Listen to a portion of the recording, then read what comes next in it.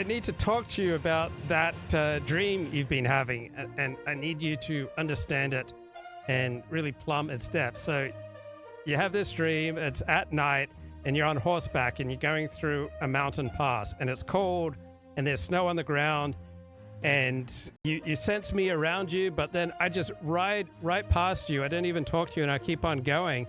And when you look back, you only see 4 hoof prints in the snow, and you say, 40, how did you abandon me when I needed you most? And I say, son, I didn't abandon you. That's when I picked you up, and I picked your horse up, and I put you over my shoulder, and I carried you. Okay, so anyway, I don't say nothing, and I just keep going by. I just ride on past, and I got my blanket like wrapped around me, and my head is down, and I ride past. And as I go past you, you see that I'm carrying fire in a horn the way that people used to do. And you can see the horn from the light inside it. It's like the color of the moon. And in the dream, right, you know that I'm going on ahead, right? And I'm fixing to make a fire somewhere out there and all that dark and all that cold. And you know that when you get there, I'll be there, right? Because I have gone to prepare a place for you so that where I am, you may be also. So I had this situation today. I was at a stoplight waiting for the walk signal, and this big old black SUV drives up, and there's this gorgeous blonde driver in like black evening wear, and then an attractive young female friend of hers eating frozen yogurt. And I'm like looking, and then they look at me. So what's the right thing to do here? Should I like quickly like turn away, or should I smile? Should I hold their gaze? Like, you know, the male gaze, it's a problematic thing these days. So what would you do in that situation? So I think I smiled, nodded, and then I turned and looked for my walk signal, because I learned in one of my 12-step programs, all right, that you know, staring at attractive young women doesn't do you any good. You don't want to be a starer, right? Staring can make people uncomfortable, and I'm not here to make people uncomfortable. Like, I am going on ahead. This show is one big virtue signal, right? The good deeds that I accomplish on this show, the moral clarity that I bring on this show, right? The sound epistemics that I deliver day in, day out, right? These are my good deeds going on ahead of me and ahead of you, going on through the night in the cold and the snow, to light a fire for me up ahead, all right? My good deeds are my ambassadors, right? My show is my ambassador going on ahead. The main thing is to deny them my essence. So I started talking to an art teacher, an art professor today, and she's got to work 3 jobs, right, to pay the bills, right? Like, being an art teacher or art professor is not everything that you might think it's cracked up to be. So that's certainly challenging. And what made her all the more alluring is that she loves to read. And then she was, you know, pretty young, intelligent woman, and she had this nose ring like through her nostrils. And I was like simultaneously repelled and yet strangely attracted. I wanted to very gently reach out and take that nose ring and then lead her to the path of Torah, to the path of righteousness, to the path of modesty. And I wanted to read to her my 99 theses for how to create a good life, right? My rules for life. And then I wanted to share with her my 87 principles for decoding reality.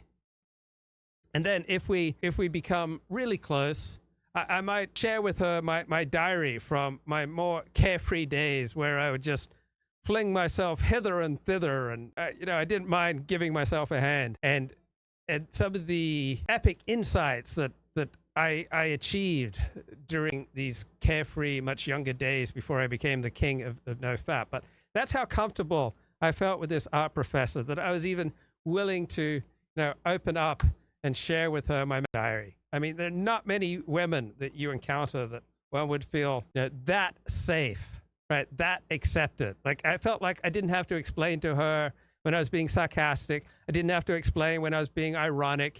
Didn't have to explain to her when I was being sarcastically and ironically mansplaining. I mean, do you understand? Do you get how beautiful that is? when you start talking to someone and they get you. You don't have to explain things. You don't have to put things in bright lights. You don't have to say, oh, that was irony, or that was sarcasm, or that was hyperbole, or that was just mild exaggeration. So refreshing. Then today, also refreshing, I saw this lovely young child in a school uniform. So where I come from, Australia, like all the kids wear school uniforms to school, whether it's public school, private school. Same in England, all the kids go to school in uniforms. And it was just so nice seeing an American kid in a school uniform. And I wanted to talk to the kid and his young mother, but I didn't want to interfere because they were very wrapped up in an intense conversation. Like she was pulling these different faces and he was just absolutely entranced.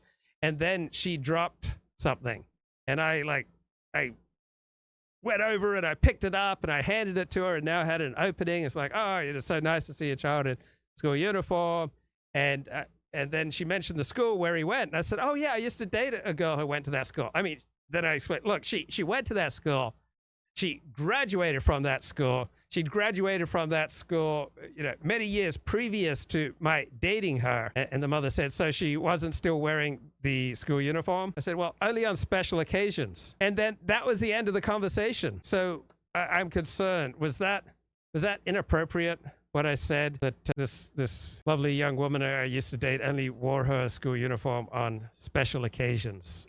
I wonder if I might have gone over boundary. So remember the 2020 election and how late that night, right, it became pretty clear that Joe Biden was on a trajectory to win that election. And Donald Trump comes out and gives a news conference saying that the election's been robbed from him. And then over the next few days and weeks, Donald Trump keeps harping on that the election was stolen from him and he just couldn't get any elite support, right? Republicans, by and large, did not follow him. And there were no great lawyers who were willing to take up his cause. And his whole operation to try to deny the election result was just abysmal. I mean, it was just ludicrous. It was just schlock, right? And I was thinking about that. And then after January 6th, how overwhelmingly Republicans abandoned him, wanted nothing to do with Trump. Elites 100% abandoned Trump after January 6th. He was banned on Twitter and Facebook and YouTube and all across social media, just universal condemnation. And there's a very different reaction today to his conviction, right? Republican legal elites overwhelmingly did not side. 100% of Republican legal elites did not side with Donald Trump in his challenge for the 2020 election. But overwhelmingly, they are siding with Donald Trump with regard to his 34 felony convictions in New York City. I mean, they are just solidly lining up behind him. Now, the non-Republican legal experts and mainstream media journalists covering the trial, right, they are obviously happy that Donald Trump was convicted, and they don't make the same points that Republican legal elites are making about how the trial was a travesty. But there is one key word that the dominant liberal left elites are using, and that is that the prosecutor Alvin Bragg's legal theory underlying the case is weak and is the most likely grounds for appeal and the most likely successful grounds for appeal. So they don't like to talk very much about how the conviction of Trump was based on a very weak legal theory.